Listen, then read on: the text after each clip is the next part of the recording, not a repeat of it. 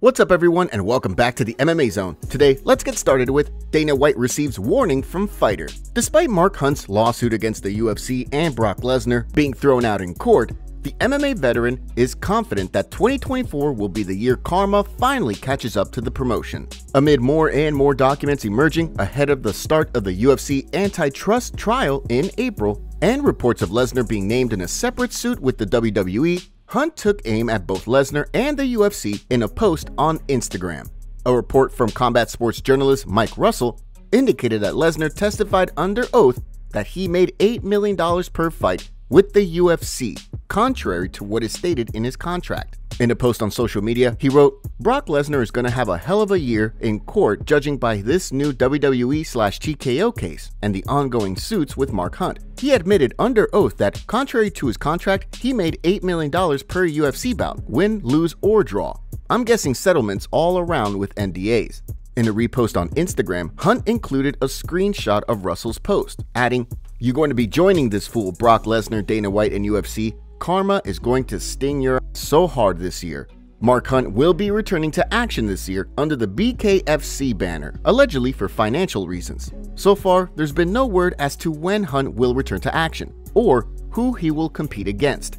However, his plan is to fight 3 times before taking the BKFC heavyweight title. Next up, let's take a look at Sean O'Malley versus Ilia Topuria next. At UFC 298, Alexander the Great Volkanovski will return to the 145-pound division in hopes of defending his title against undefeated contender Ilia Topuria. Heading into the bout next month, it sounds as though bantamweight champion Sugar Sean O'Malley will be keeping a close eye on how things play out. Earlier this month, O'Malley indicated that he would like to fight Topuria next in a clash of champions should Topuria emerge from UFC 298 victorious, and O'Malley emerged from UFC 299 with a win himself. He spoke on a recent episode of the Timbo Sugar Show about the potential fight. Yeah, I mean, if he goes out there and beats Volk, and I go out there and beat Cheeto, that fight's happening next. That's just what's happening. Although some may view O'Malley's call-out as an example of putting the cart before the horse, Alexander Volkanovski believes it's a smart move. He reacted to the news while speaking to Michael Bisping on the Hall of Famer's YouTube channel. He's a clever dude. Like, obviously, he's I think I've even, because I don't mind Sean O'Malley, actually. I don't mind this. I like Sean a lot. Yeah, so I actually listen to his podcast here and there. Like, sometimes I'll and like, you know, he's made it pretty clear. He's like, yeah, I don't know if I'd want to fight Volkanovski. You know what I mean? Like, he made it clear. He's like, you know, you know, that's something that I don't think I'd want. Maybe the other guy. So like, it's like, he's clever. He's going to have a safe net. Look, this is a good option for me to go double champ. We've, you know, there's history there. I can move up and fight someone that he probably looks at as like, oh, you know, I'm pretty comfortable. I can do that fight. Where with me. While a Topuria win would open the door to a fight with O'Malley, there's no telling what could be next for Volkanovski should he emerge victorious. Now, let's shift gears and take a look at Dana White teases insane main event card for UFC 300.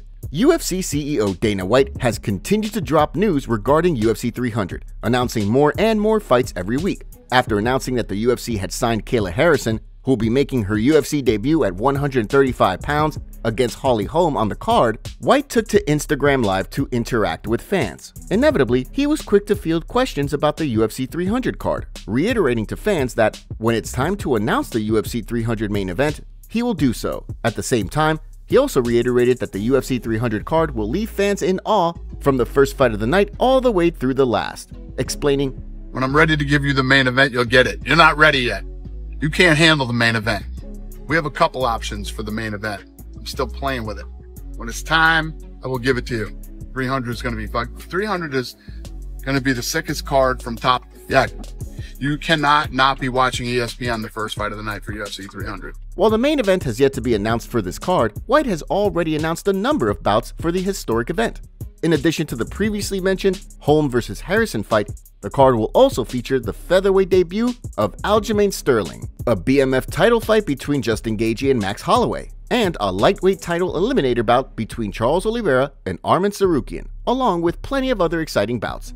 Next, let's take a look at UFC fight updates. Heading into an off weekend with no UFC fights, let's take a look at some UFC fight updates, starting with a newly announced co-main event for the UFC Vegas 86 card on February 10th between Dan Ige and Andre Fili, which will see Ige look to bounce back from a loss to Bryce Mitchell back in September, which snapped a 2-fight winning streak. On the flip side, Fili will be looking to build momentum on a victory over Lucas Almeida at UFC 297, which ended the year on a high note after a loss to Nathaniel Wood in July. Looking ahead to May, reports have indicated that a fight between Joaquim Silva and Drakkar Klose will take place at UFC 301 on May 4th, where Silva will look to build momentum on a win over Clay Guida to close out the year after losing to Arman Tsarukyan last June. On the other side, Drakkar will look to extend a 3-fight winning streak that most recently saw him beat Joe Solecki with a highlight reel knockout back in December.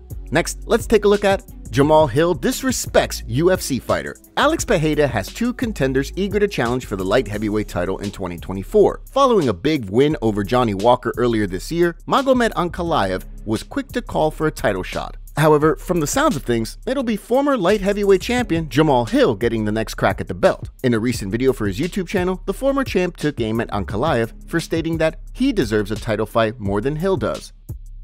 That's some weird math to try to math. All right. First, like, Magomed, just, like, I get it. You trying to, like, make your things, like, you want your dream to come true and things like that. You want to get back to a shot and you hungry. Like, bro is not very bright. He doesn't do bright things. Nothing about his movement or motion or anything he does seems bright at all. So I'm not really surprised that he has a not so bright take on this whole thing. So where in this math do you see, we're in the entertainment business, right? You're not entertaining. Nobody wants to watch you fight. Nobody's rushing to pay for your pay-per-views. For his part, Alex Pereira has revealed that he plans to defeat both challengers in rapid succession, vowing to first defeat Hill before then shifting his focus to Ankalaev in hopes of breaking Ronda Rousey's record for shortest time between successful title defenses. So far, however, there's been no word from the promotion as to when a Pereira vs. Hill fight will take place. Next, let's take a look at Michael Bisping reacts to Stipe Miocic vs. Tom Aspinall. This week, Tom Aspinall revealed via social media that he had been offered a fight with Stipe Miocic at UFC 300. However, despite him accepting, Miocic reportedly declined.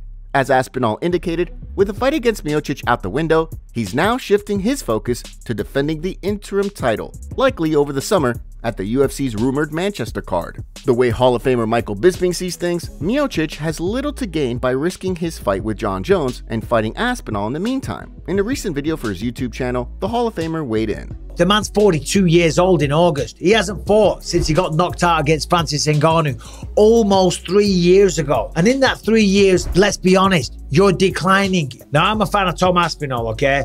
But if I'm managing Stipe, I say you sidestep Tom Aspinall all day long. Even if Stipe looked kind of interested, I would give him a slap in the face. I'm like, what are you talking about? Fighters need to be protected from themselves. And if Stipe was thinking about that, it just doesn't make smart business sense. As Miocic has previously indicated, he would be willing to unify the heavyweight title against Aspinall should he defeat Jon Jones when the time comes. However, so far, there's been little indication of when a fight between the two could potentially take place, meaning without a fight in the meantime, the interim champion could be on the sideline for quite some time.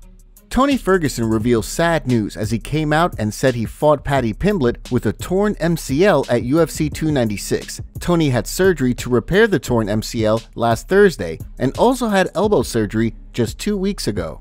Next up, let's take a look at Dricus Du Plessis calls out Israel Adesanya for UFC Africa. After his narrow victory over Sean Strickland in the main event of UFC 297, Dricus Du Plessis is eager to return to action and defend his belt against Israel Adesanya. While there's been talk of the two potentially competing at UFC 300, Du Plessis will first undergo a number of tests to ensure that he's physically healthy after his 5-round war with Strickland. Although he hasn't closed the door to a fight at UFC 300, Du Plessis called out Israel Adesanya for a fight in Africa while speaking with reporters after returning to South Africa.